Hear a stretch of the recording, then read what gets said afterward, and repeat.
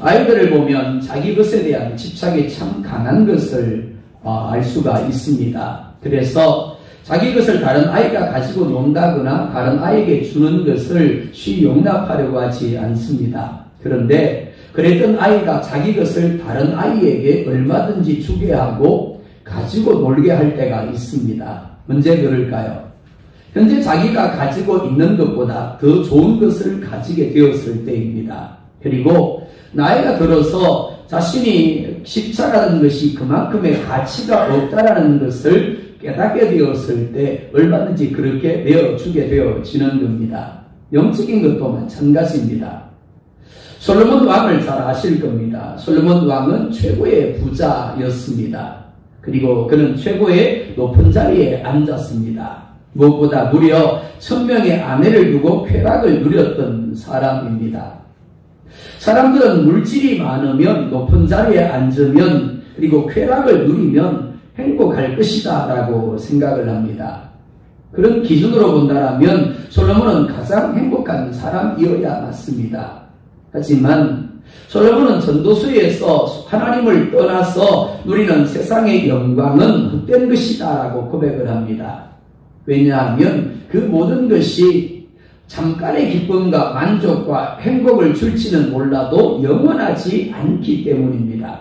무엇보다 하나님이 부르시면 언제라도 떠나가야 하고 그 후에는 심판을 받아야 하기 때문입니다. 솔로몬과 마찬가지로 영적인 것을 깨달은 사람은 세상의 영광보다 사람의 영광보다 하나님의 영광, 하늘나라 천국의 영광을 더 가치 있다고 여기게 되어집니다.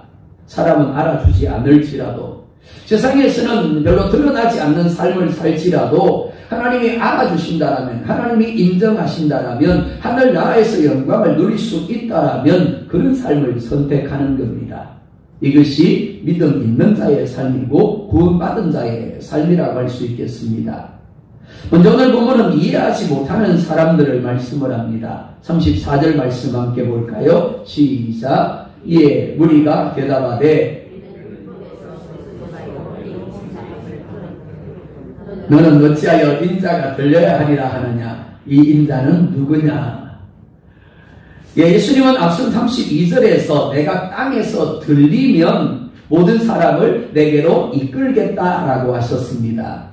이는 예수님이 십자가에 못 박혀 죽으심으로 인생들이 가진 죄를 사하시고 그들을 구원하실 것을 말씀한 겁니다. 근데 문제가 뭐라고요? 사람들은 이 말을 이해하지 못했습니다. 왜 그럴까요? 말씀은, 즉 율법은 그리스도가 영원히 계신다고 가르치고 있는데 예수님은 자신이 어떻게 해요? 나는 메시아이지만 십자가에 높이 들려서 죽게 될 것이다 라고 말씀했기 때문입니다. 그러니까 말씀과 예수님의 말씀이 맞지 않는 거죠. 그러니까 이해가 되지 않는 겁니다. 하지만 본질적인 이유는 그것이 아닙니다. 이들은 하나님이 보내실 메시아를 정치적인 메시아로 생각을 했습니다. 예수님이 왕이 되셔서 자신들을 지배하고 있는 로마를 쳐서 승리하게 해줄 것을 기대했습니다. 그리고 자신들에게 번영을, 자신들에게 성공을 가져다 줄 것이라고 생각을 했습니다. 즉 세상 영광을, 세상적인 축복을 가져다 줄 구원자로 생각을 한 겁니다. 그럴 수 있습니다. 하지만 문제는 그럴지라도 사람들이 가진 죄의 문제는 여전히 해결되지 않는다라는 겁니다. 사람들이 가진 불행의 문제는 죄의 문제입니다. 돈이 없어서 불행할까요? 높은 자리에 앉지 못해서 불행할까요? 건강하지 못해서 불행할까요? 정말 내 남편이 변한다면, 내 아내가 변한다면, 환경이 좋아진다면 나는 정말 행복할까요? 아니라 그랬습니다. 그리고 솔로몬은 최고의 행복자라고 해야 맞는 겁니다. 근데 아닌 거죠. 죄의 문제인 겁니다. 예수님이 사람들에게 승리를 주시고 예수님이 사람들에게 번영을 주시고 예수님이 사람들에게 성공을 주실지라도 건강을 주실지라도 죄의 문제는 여전히 해결되지 않습니다. 이러한 것들이 결코 사람을 행복하게 하지 않습니다. 왜냐하면 죄와 함께 들어온 저주가 인생을 붙잡고 있기 때문입니다. 그렇기 때문에 그렇게 살다가 죽음을 맞게 될 것이고 심판을 받아 지옥에 던져지게 되는 겁니다. 이는 마치 암에 걸려 죽어가고 있는 사람이 있는데 그 사람의 암을 고쳐주지는 않고 아프다 그러면 그냥 가서 진통제에 놓아주고 행복하지? 즐겁지? 기쁘지? 라고 묻는 것과 똑같은 거예요. 그럴 수 있겠습니까? 아닌 거죠. 그러니까 단지 사람들에게 승리를 주고 번영을 주고 성공을 주기 위하여 예수님이 오신 것이라면 그는 참 구원자라고 할 수가 없는 겁니다. 예수님은 사람이 가진 저주의 근원적인 문제, 즉 죄의 문제를 해결하기 위하여 십자가에서 피를 흘리고 죽어 우리 죄값을 지불하기 위하여 오셨습니다. 하지만 그것이 전부가 아닙니다. 3일 만에 다시 살아나심으로 장차 우리 가운데 주실 부활을 보증하기 위하여 오셨습니다. 예수님이 반드시 십자가에 들려야 하는 이유가 여기 있습니다. 예수님이 들리지 않으면 우리의 제사함도 없고 우리의 부활도 없는 겁니다. 천국도 없는 거죠. 예수님은 창세전부터 아버지 하나님과 함께 계셨습니다. 그리고 사람이 되셨고 33년 동안은 이 세상에 사람으로 계셨습니다. 그리고 십자가에 죽습니다. 그리고 3일 만에 다시 부활하시고 승천하시죠. 그 후에는 아버지 우편에 앉아 계시고 장차 다시 세상을 심판하기 위하여 오실 겁니다. 그리고 우리와 더불어 영원히 천국에 거하게 계실 겁니다. 그러니까 말씀대로 그리스도가 영원히 계시는 것이 맞습니다. 하지만 사람들이 생각하는 방식으로가 아닙니다. 그러니까 단지 세상의 승리와 번영만을 기대하는 유대인이나 제자들이 이해하지 못하는 것은 지극히 당연한 겁니다. 어떤 사람이 그럽니다. 예수 믿으면 잘 된다 그러더니, 예수 믿으면 행복해진다더니, 예수 믿으면 문제가 없다더니 목사님 거짓말한 겁니까? 왜 그렇다고요? 말씀을 이해하지 못했기 때문입니다. 35절 36절에 이렇게 말씀을 합니다. 함께 볼까요? 시작. 예수께서 이르시되 아직 잠시 동안 빛이 너희 중에 있으니 빛이 있을 동안에 다녀 어둠에 붙잡히지 않게 하라. 어둠에 다니는 자는 그 가는 곳을 알지 못하느니라. 너희에게 아직 빛이 있을 동안에 빛을 믿어라. 그리하면 빛의 아들이 되리라. 예수께서 이 말씀을 하시고 그들을 떠나가서 숨으시리라. 아멘. 기회는 늘상 있는 것이 아닙니다. 만약 늘상 있는 것이라면 기회라고 할 수 없을 것입니다. 예수님이 34년 동안 빛으로 유대인들 가운데 함께 하셨습니다. 이 33년은 유대인들에게 주어진 기회의 시간이었습니다. 그러니까 믿음으로 예수님을 받아들여야 옳습니다. 그리고 예수님을 따랐어야 옳습니다. 하지만 그들은 예수님이 계시는 동안에 계속해서 어둠에 머물러 있으므로 결국 어둠에 붙잡혀 다니게 되었고 영원한 어둠에 거하게 되었습니다. 한번 생각해 볼까요? 예수님이 지금 내 앞에 서 계시면서 내게 빛을 비추어 주고 계십니다. 빛의 말씀을 전하고 있습니다. 내게 손을 내밀고 있습니다. 그 손을 잡기만 하면 어떻게 된다고요? 나도 빛 가운데 거하게 되는 겁니다. 빛의 아들이 되는 겁니다. 그런데 그 손을 내가 뿌리쳐버린다면 어떻게 됩니까? 나만큼 불쌍한 사람이 없는 겁니다. 주님이 내 앞에 오셔서 나를 구원하기를 원하셔서 손을 내미는데도 불구하고 나의 어리석음 때문에 나의 교만함 때문에 그 손을 뿌리친다라면 그 누구도 나를 잘했다라고 할 사람이 없을 겁니다. 유대인들이 그랬다라는 겁니다. 근데 유대인들만 그런 게 아닙니다. 우리 역시 다르지 않습니다. 사람들은 필연적으로 무언가를 믿습니다. 그리고 믿는 것을 따르고 믿는 것을 따라가고 그리고 믿는 것에 붙잡히게 됩니다.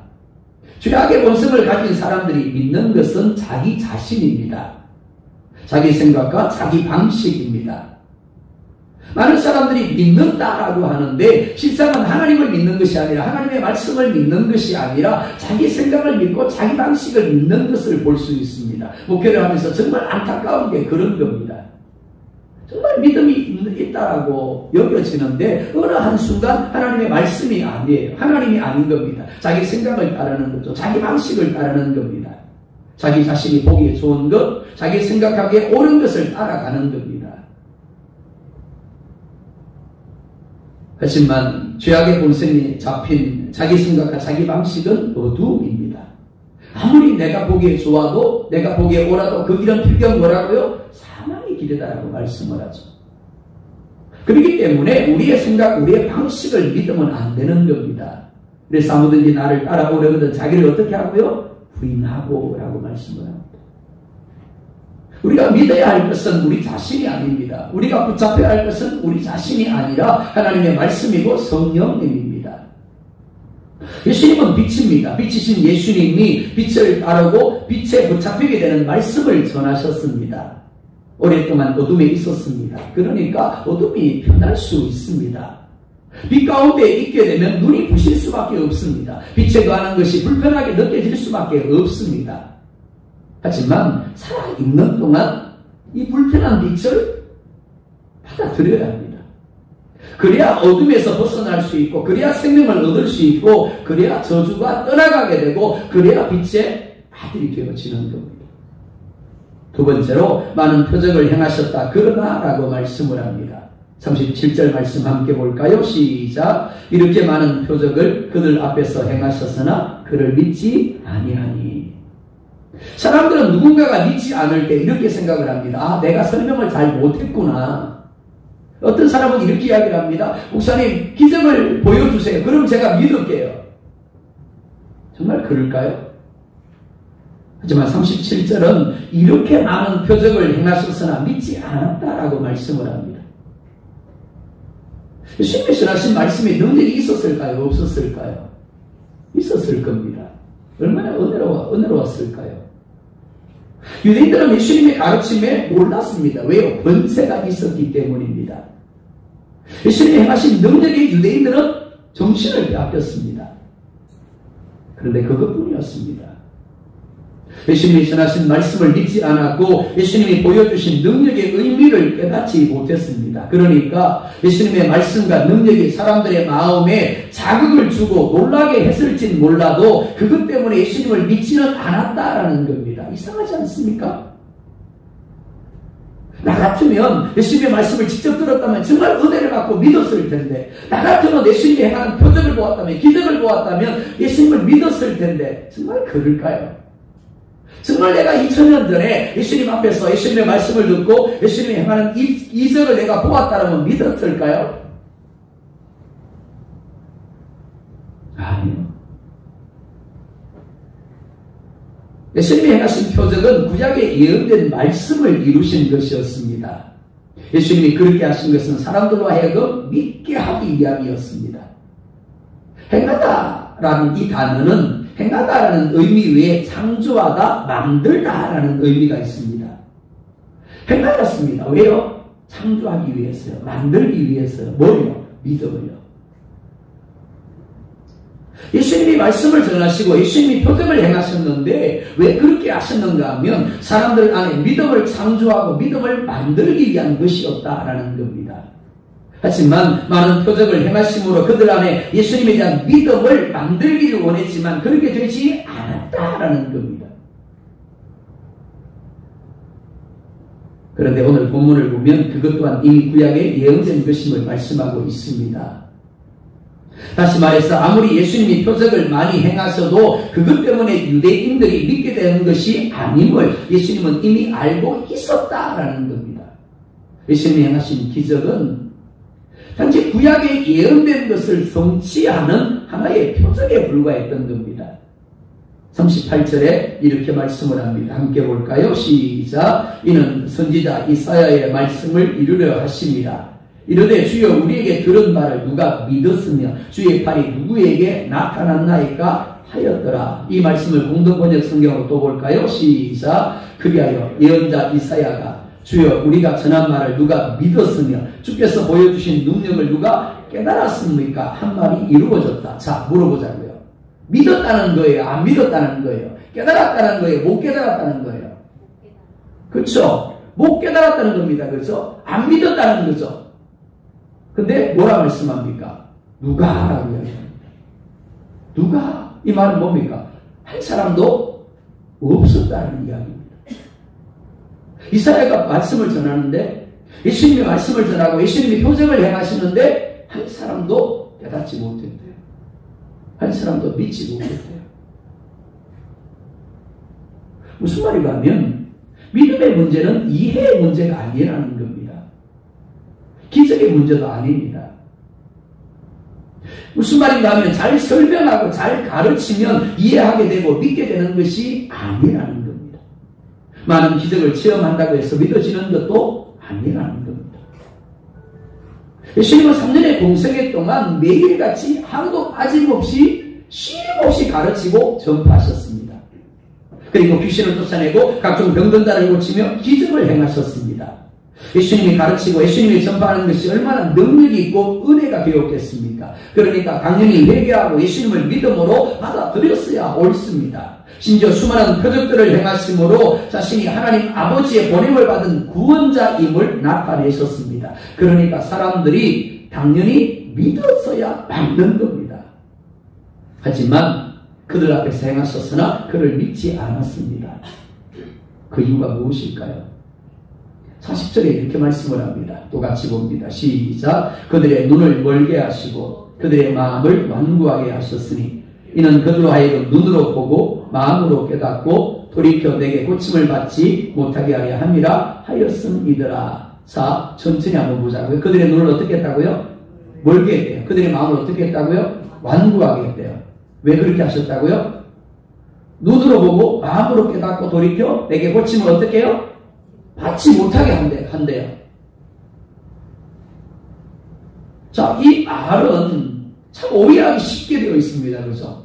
하나님이 깨닫지 못하게 했네? 하나님이 믿지 못하게 했네? 그렇게 하기 위해서 눈을 멀게 하고 그들의 마음을 완고하게 했네? 이렇게 생각할 수 있습니다. 그죠? 만약 그렇다면 애시당초 보지 못하게 하고 깨닫지 못하게 할 거면서 표적을 행한 거예요. 그럼 책임이 누구에게 있죠? 당연히 하나님께 있습니다. 그죠? 근데 이 말씀은 그런 의미가 아닙니다. 하나님이 그렇게 하신 것이 아닙니다.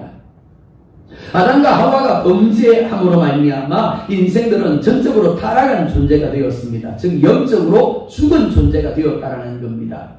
스스로 영적인 것을 생각하지 못합니다. 영적인 것을 깨닫지 못합니다. 그리고 영적인 선을 행할 능력이 없습니다. 한마디로 눈뜬 봉사이고 무식한 존재가 되었다라는 겁니다.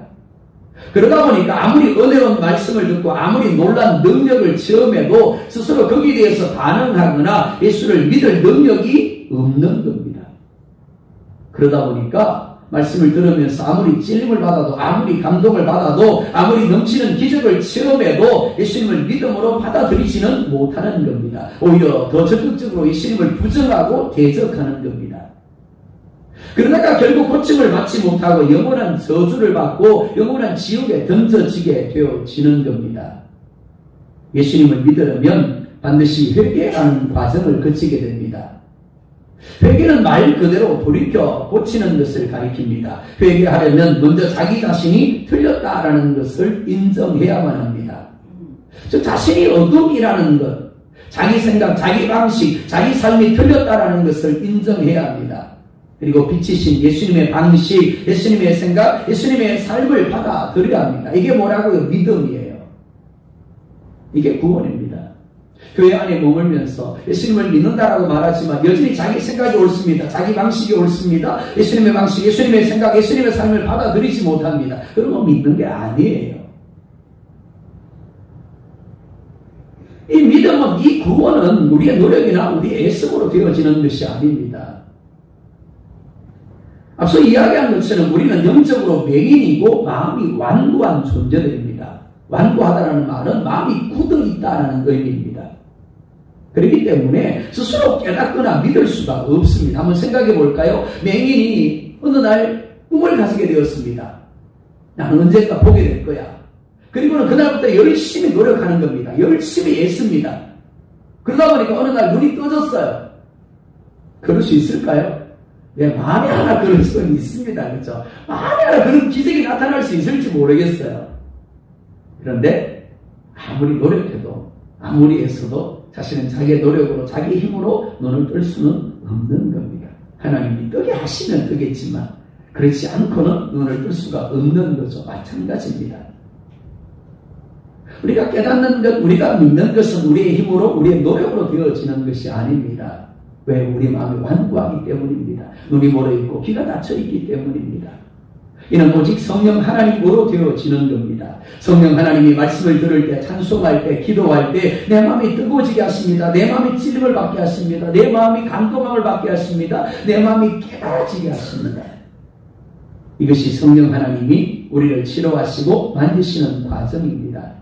그리고 이를 통하여 회개하게 되고 돌이켜 예수님을 믿음으로 영접하게 되어지는 겁니다. 그리고 예수님을 따라가는 삶을 살게 되는 겁니다.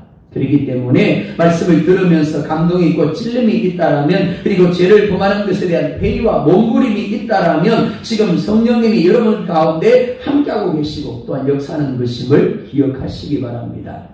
에베소서 2장 8절에 이렇게 말씀을 합니다. 함께 볼까요? 시작. 너희가 그 은혜로 인하여 믿음으로 말미암아 구원을 얻었나니 이것이 너희에게서 난 것이 아니요 하나님의 선물이라. 아멘. 그렇습니다. 성령님이 우리에게 믿음이라는 것을 선물로 주심으로 깨닫게 하시고 받아들이게 하십니다.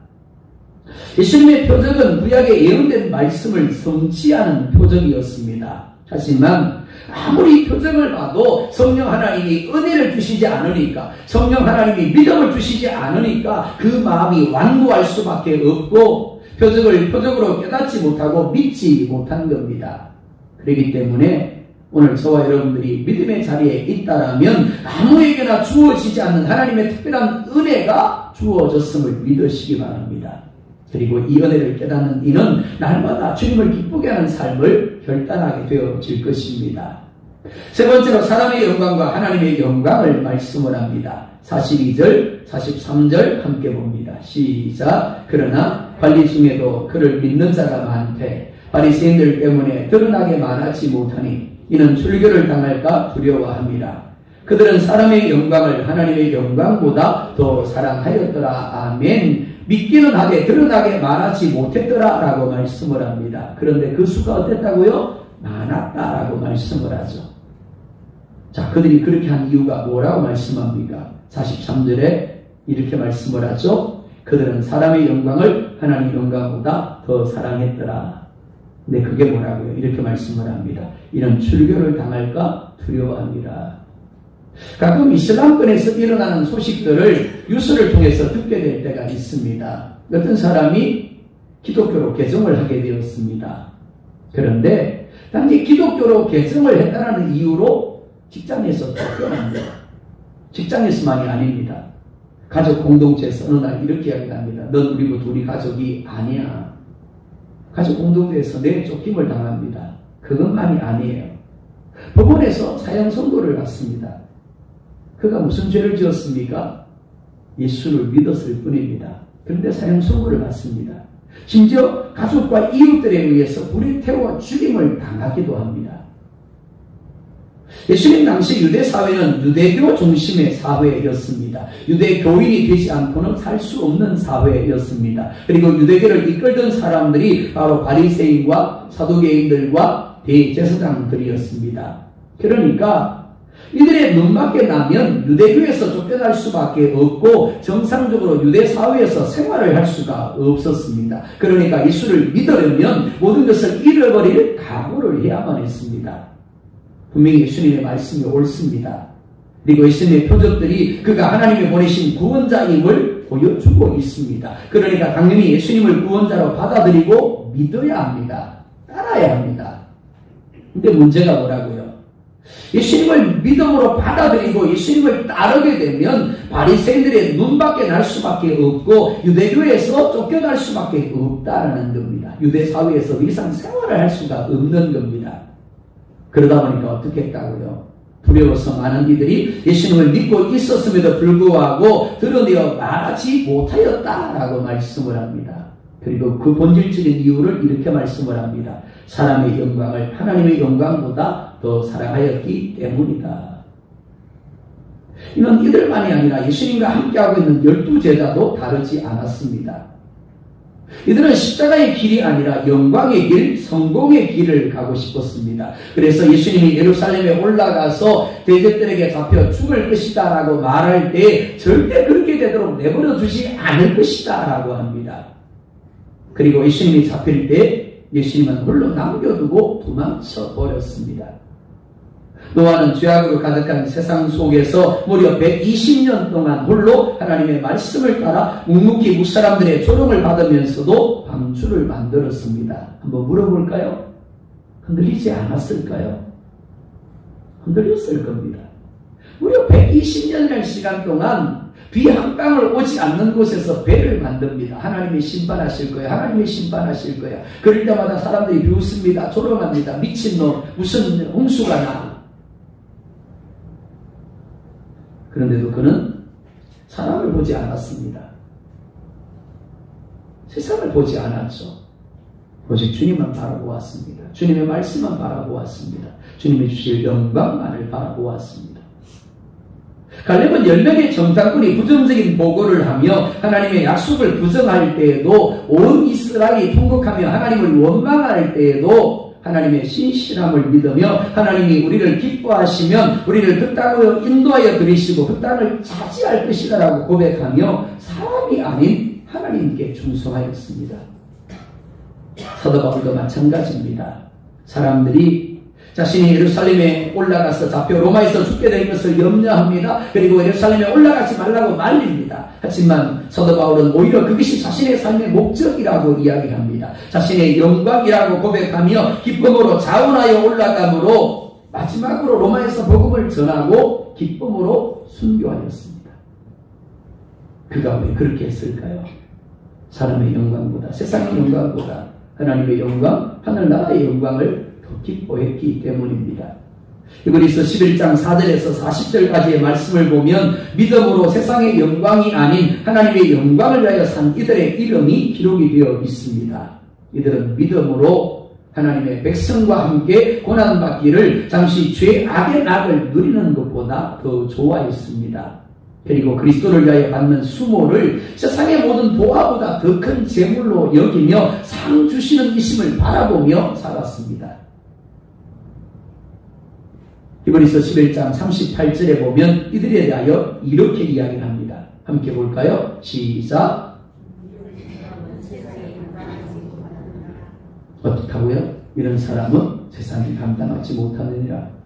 믿음으로 세상의 영광이 아니라 사람의 영광이 아니라 하늘나라의 영광, 하나님의 영광을 위하여 사는 사람은 세상이 감당하지 못한다라고 말씀을 합니다. 반대로 한번 생각해 볼까요? 하나님을 믿기는 하는데 적당하게 타협합니다. 예수님을 믿는다라 고백하지 못합니다. 빛 가운데 거하지 못합니다. 그런 사람은 세상이 어떻게 해요? 감당합니다. 어떻게 감당할까요? 조롱하면서요. 비웃으면서요. 주님은 마태복음 10장 32절 33절에서 이렇게 말씀을 합니다. 함께 봅니다. 시작. 누구든지 사람 앞에서 나를 시인하면 나도 하늘에 계신 내 아버지 앞에서 그를 시인할 것이요 누구든지 사람 앞에서 나를 부인하면 나도 하늘에 계신 내 아버지 앞에서 그를 부인하리라. 사랑하는 여러분, 주님을 고백하고 말씀에 순종하는 것 때문에 손해를 봐야 하고 어려움을 당해야 한다면 어떻게 하시겠습니까? 그것 때문에 불편해야 하고 그것 때문에 힘들어야 한다면 어떻게 하시겠습니까? 반대로 한번 생각해 볼까요? 주님에 대한 믿음, 말씀에 대한 믿음을 속으로만 감춰두고 잠시 믿지 않는 사람처럼 행동함으로 말미암아 내가 유익을 얻을 수 있다면, 내가 편안함을 누릴 수 있다면 어떻게 하시겠습니까? 베드로는 자기 목숨이 위협을 당하자 작은 여종 앞에서 주님을 부인했다가 평생토록 다구름 소리만 들리는 그 자리에 무릎을 꿇고 울며 회개하였다라고 합니다. 왜 그랬다고요? 사람의 영광, 세상의 영광을 구하였기 때문입니다. 로마서 8장 18절에 이렇게 말씀을 합니다. 함께 봅니다. 시작. 생각하건대 현재 고난은 장차 우리에게 나타날 영광과 비교할 수 없도다. 지금 내가 붙잡고 놓지 않으려고 하는, 잃어버리지 않으려고 하는 그 세상의 영광은 하나님이 우리 가운데 주실 그 영광과 비교할 수 있다고요? 없다고요? 없는 거예요. 네? 2살, 3살 아이들에게 지폐와 동전 중에 택하라 그러면 뭘 택할까요? 지폐를 택할까요? 아니요, 반짝반짝 나는 동전을 택합니다. 그렇죠? 근데 이 아이가요, 1살, 2살만 더 먹어도 뭘 택할까요? 지폐를 택해요. 알거든요, 그때부터는. 근데 문제가 뭐라고요? 우리 중에 지폐가 아닌 동전을 택하는 사람들이 있다는 겁니다. 잠시 잠깐의 편안함을 위해서, 잠시 잠깐의 유익을 위해서, 내가 보기에 좋은 것을, 그리고 내가 생각에 옳은 것을 위해서 하늘 영광을, 하나님의 영광을 포기하는 이들이 있다라는 겁니다. 사람 여러분, 작은 세상의 영광을 위해서, 사람의 영광을 위하여 살지 마시기 바랍니다. 티끌 같은 육신의 영광을 위하여 살지 마시기 바랍니다. 조금 힘들고 어려울지라도, 조금 불편하고, 조금 손해를 보고, 조금 희생해야 할지라도 하나님의 영광을 위하시기 바랍니다. 그리고 천국의 영광을 위하여 사시기 바랍니다. 그런 이들만이 주님 앞에 섰을 때 잘했다라고 주님이 칭찬하시며 영광의 멸관을 씌워주실 겁니다. 그런 저와 여러분들 되기를 주의 이름으로 축복합니다.